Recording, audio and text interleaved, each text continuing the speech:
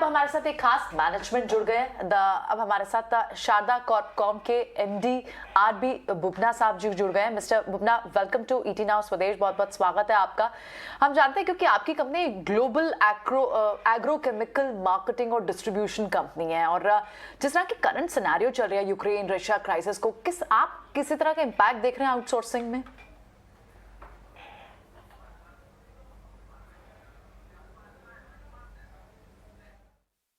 सबसे बड़ी समस्या है ये ट्रांसपोर्टेशन की। जो देश बनाते हैं वहां से कंज्यूमिंग देश के तक पहुंचाने के लिए जहाज कंपनियों में कंटेनर जगह मिलना और ट्रांसपोर्टेशन करना, वो सबसे बड़ा चैलेंज रहेगा। अगर वो ज्यादा इम्पैक्ट नहीं हुआ तो हमारी इंडस्ट्री को इम्पैक्ट होना नहीं चाहिए। अदरवाइज इंडस्ट्री को फर्क पड़ेगा। किसानों को सफिशिएंट मात्रा में कीटाणुनाशक दवाइयाँ नहीं मिलेगी, उससे एग्रीकल्चर की जो उपज है उसमें थोड़ा नेगेटिव इम्पैक्ट आएगा, मगर वो देखना पड़ेगा कितना इम्पैक्ट होगा। और ये भी देखना होगा कि ये लड़ाई कितने दिन चलती है। अगर तुरंत बंद हो जाती है तो इसका कोई भी बुरा असर नहीं पड़ेगा।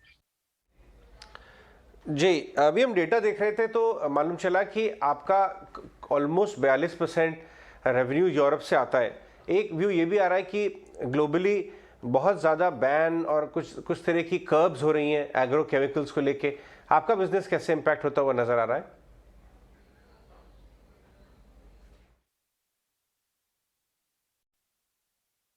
जो कीटाणुनाशक दवाइयाँ हैं उसके लिए ये इसकी डिमांड बढ़ेगी और एग्रोकेमिकल इंडस्ट्री को ये अच्छा रहेगा।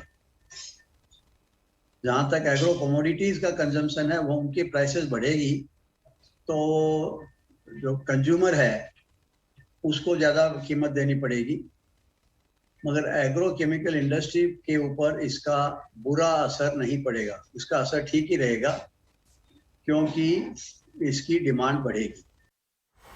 बुबना जी, एक चीज़ और आपसे पता करनी, क्या सप्लाई चेन को लेकर कोई इश्यूज रेज हुए हैं? क्या ये कुछ रिड्यूस हो रही है या इसमें प्रेशर है?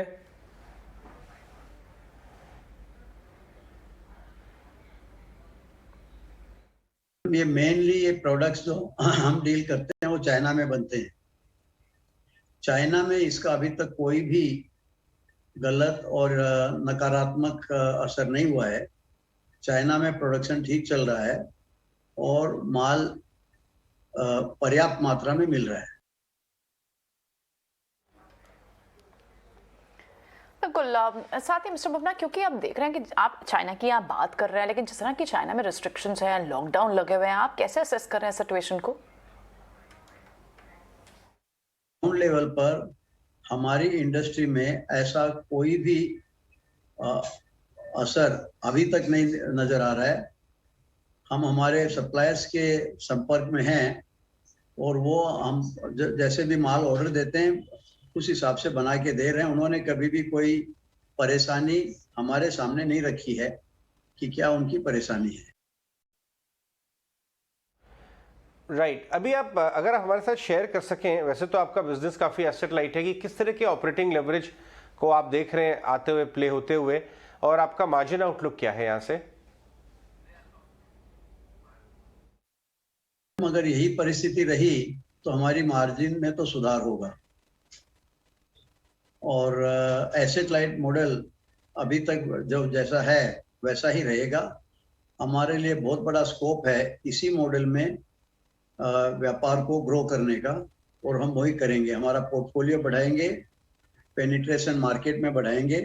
मार्केट का शेयर जो है आज की तारीख में हम बहुत छोटे प्लेयर गिने जाते हैं। मार्केट करीब 65-70 बिलियन डॉलर का है और हम करीब 400-500 मिलियन डॉलर पे हैं। तो बहुत बड़ा स्कोप हमारे लिए सुधारने का, और मेरे ख्याल से ये परिस्थिति जारी रहेगी। हमारा ध्यान सिर्फ हमारा पोर्टफोलियो बढ़ाने पर है।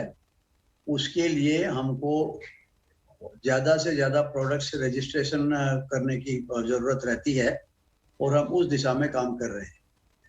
हम रजिस्ट्रेशन पर इन्वेस्टमेंट जारी रख रहे हैं और उससे हमको हमारे पोर्टफोलियो को बढ़ाने में, प्रोडक्ट जो हमारी लिस्ट में है वो बढ़ाने का मौका मिलता है और ये दोनों फैक्टर से हमारा बिजनेस है ग्रो होगा। ऑल राइट, बहुत बहुत धन्यवाद आज हमसे बात करने के लिए। ये थे शारदा क्रॉपकेम के मैनेजमेंट और वो ये कह रहे हैं कि डिमांड में किसी तरह की कमी नहीं है। आपको याद होगा 2 ही मिनट पहले भसीन साहब भी यूपीएल की बात करते वक्त यही कह रहे थे कि ये साल एग्रोकेम कंपनीज का हो सकता है। लेकिन फोकस शिफ्ट करते हैं और हम बात करते हैं मिस्टर खेतान से, जो आरके फोर्जिंग्स के मैनेजमेंट हैं।